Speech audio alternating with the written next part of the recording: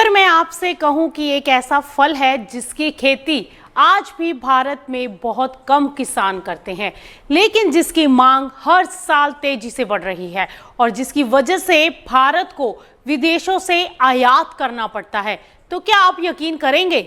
और अगर यही फसल आने वाले समय में किसानों की आमदनी कई गुना बढ़ाने का मौका बन जाए, तो क्या भारत की खेती में एक नई क्रांति आ सकती है? आज हम बात करने वाले हैं एक ऐसे ही फल की, जी हाँ, एवोकाडो की। एक ऐसा फल जिसे दुनिया सुपर फूड कहती है। अमेरिका और यूरोप में इसकी खपत लगातार बढ़ रही है और भारत के बड़े शहरों में भी इसकी डिमांड तेजी से बढ़ी है, लेकिन उत्पादन अभी भी बेहद सीमित है। हैरानी की बात तो यह है कि एवोकाडो भारत के लिए कोई नई फसल नहीं है। वर्षों से दक्षिण भारत और कुछ पहाड़ी राज्यों में इसकी खेती होती रही है, लेकिन ये कभी बड़े व्यावसायिक स्तर तक नहीं पहुंच सकी। ना किसानों को सही तकनीक मिली, ना ही क्वालिटी वाले पौधे और ना ही ऐसा बाजार तैयार हुआ जो इस फसल को एक बड़े बिजनेस में बदल सके। यानी डिमांड बढ़ती रही लेकिन उत्पादन पीछे रह गया।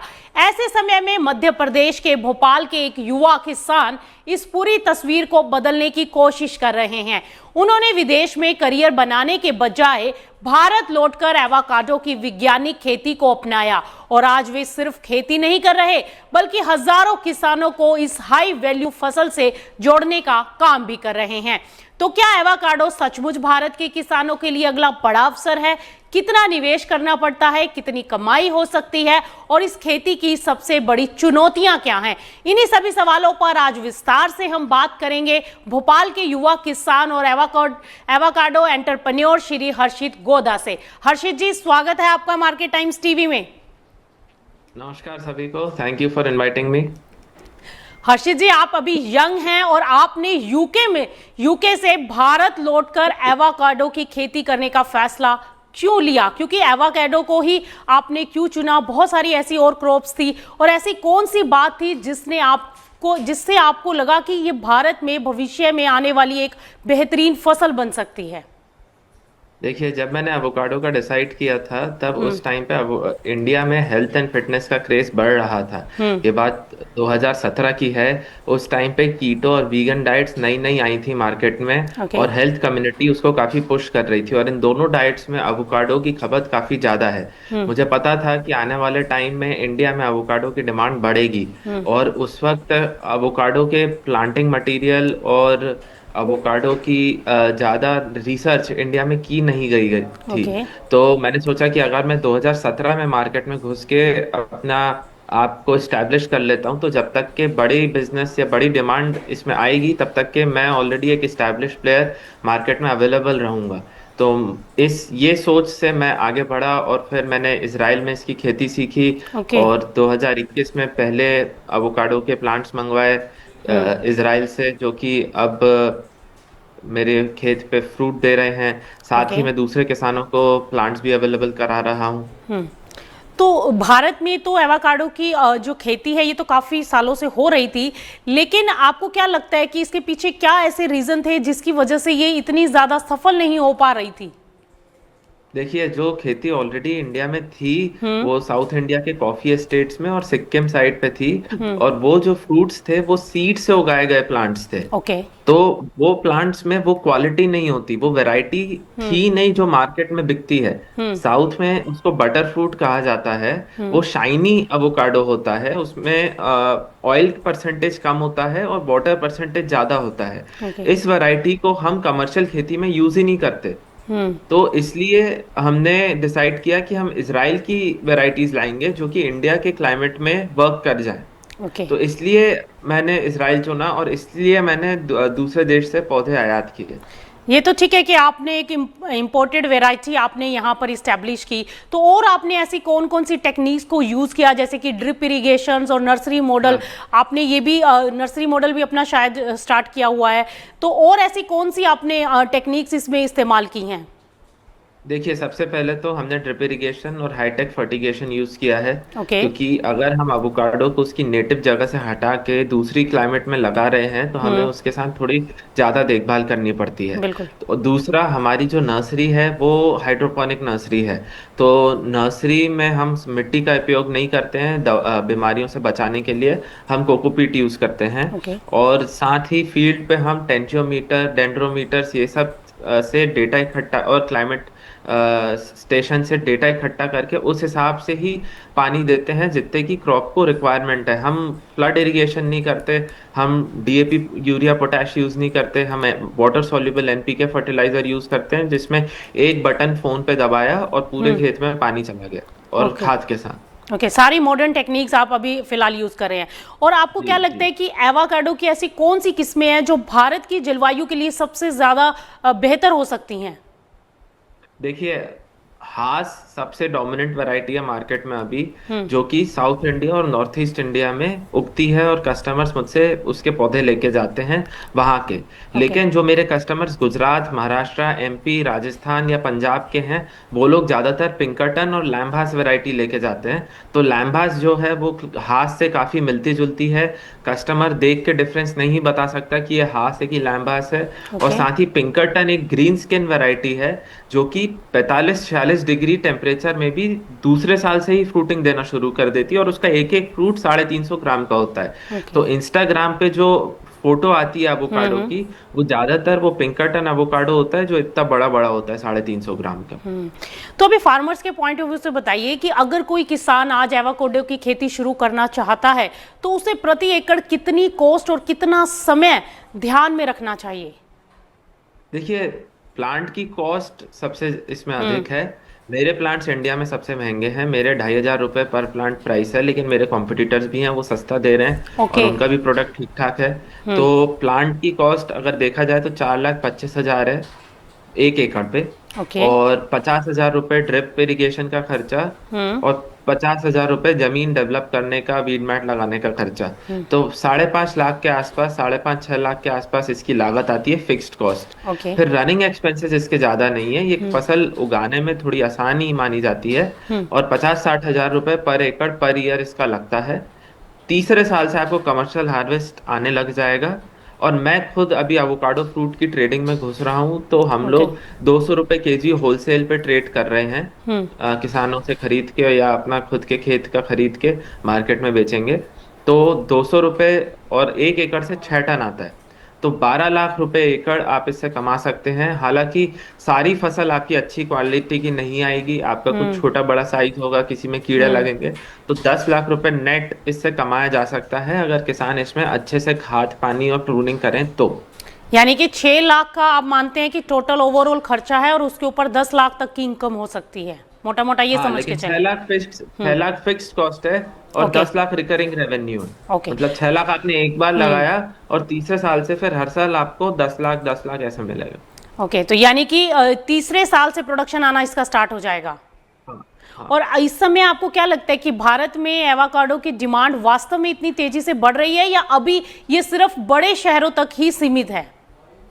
नहीं, बड़े शहरों तक तो सीमित है ही, लेकिन हम्म। छोटे शहर, अब जैसे भोपाल में हूँ मैं। हम्म। भोपाल इतना बड़ा शहर नहीं है जैसे मुंबई, दिल्ली, बैंगलोर, बिल्कुल। हैदराबाद, लेकिन हम्म। भोपाल में भी डिमांड बढ़ रही है। हम्म। सारे कैफेज और रेस्टोरेंट्स एवोकाडो के प्रोडक्ट्स सेल करना शुरू कर दिए हम्म। हैं। तो डिमांड अगर देखा जाए तो इम्पोर्टेड हास एवोकाडो की 100% ईयर ऑन ईयर बढ़ रही है। हर साल मार्केट साइज डबल होता जा रहा है। तो आज भारत अभी भी, क्योंकि एवोकाडो का बहुत बड़ा इंपोर्टर है, काफी बड़ी मात्रा में इंपोर्ट भी करता है, तो आपको लगता है कि आने वाले सालों में भारत अपनी घरेलू डिमांड खुद से पूरी कर पाएगा? देखिए, सबसे बड़ी चुनौती हमारे लिए है कि हम अवोकाडो के बीज को आयात करना चाहते हैं, इजराइल से या ऑस्ट्रेलिया से, ताकि हम इंडिया में ही उसके पौधे तैयार कर सकें। लेकिन भारत सरकार इसका अभी तक के अप्रूवल नहीं किया है। जो भी ओके। आप फॉरेन से कोई भी कमोडिटी अगर इंडिया लाते हो, तो उसका एक अप्रूवल का प्रोसेस होता है। वो अप्रूवल 2021 से अटका हुआ है ठंडे बस्ते में। अगर वो अप्रूवल हो जाता है तो इंडिया में फिर एवोकाडो का प्रोडक्शन बहुत स्पीड से बढ़ेगा, क्योंकि हमें पौधे मंगाने की जरूरत नहीं पड़ेगी, हमारे पास मदर सीड आ जाएगा। राइट, फिर बिल्कुल। सीड, हाँ, तो जितना आप एक बड़े बॉक्स में प्लांट्स मंगाओगे, उससे कई गुना आप एक बड़े बॉक्स में सीड मंगा सकते हो, जिससे उसकी कॉस्ट बहुत कम रहती है। तो अभी इस समय आपको क्या चुनौतियां और ज्यादा सामने दिखाई दे रही हैं, प्रोडक्शन को लेकर या फिर मार्केटिंग की बात करें, या कोल्ड स्टोरेज की चेन कैसी है, और किसानों में क्या लगता है कि इसकी अभी जागरूकता की भी कमी है? किसानों में जागरूकता की कमी तो इतनी नहीं है। अब ओके। ज्यादातर किसानों को पता है कि एवोकाडो क्या है, लेकिन कॉस्ट इतनी ज्यादा है कि हर किसान उसे कर नहीं पा रहा। हम्म। और मेन चुनौती जो है वो है राइप एंड रेडी एवोकाडो की। हम्म। मार्केट में क्या होता है, एवोकाडो का फल जब आ जाता है तो वो अगर सही टाइम पे मार्केट में नहीं पहुंचे तो वो खराब हो सकता है। हम्म। और वो जब कस्टमर उसको काटेगा और उसको दिखा कि वो काला है, और एक हम्म। बार कस्टमर का मूड खराब हो गया कि उसने इतना पैसा खर्च करके एवोकाडो खरीदा और वो खराब निकल लिया, तो फिर वो दूसरी बार नहीं खरीदता। हम्म। तो इसलिए हमें मार्केट में अगर सप्लाई चेन, कोल्ड चेन हम अगर अच्छे से मेंटेन करें हम्म। और सही तरीके से मार्केट में पहुंचाएं सही टाइम के साथ, तो फिर इसमें इसका डिमांड एकदम से बहुत बढ़ जाएगी। यानी कि ये भी एक पैरिशेबल आइटम है, तो ये कितना टाइम टेन्योर लगता है इसको, जैसे कि अगर फसल मार्केट में आ गई और इसको मार्केट तक पहुंचाने के लिए जैसे अराइवल्स आ गई, तो कितना टेन्योर के अंदर इसको मार्केट में लाना होता है?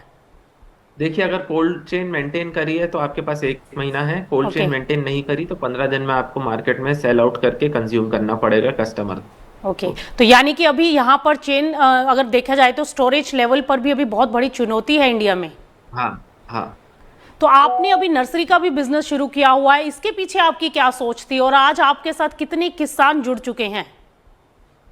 देखिए, मैं मेरे से किसान तो काफी जुड़े हुए हैं। हम्म। मतलब ओवरऑल मुझे करीबन 1 लाख लोग फॉलो करते हैं across multiple social media channels, जो मुझसे काम सीखते हैं, मेरे हम्म। वीडियोस देख के अपने खेतों पे काम करते हैं।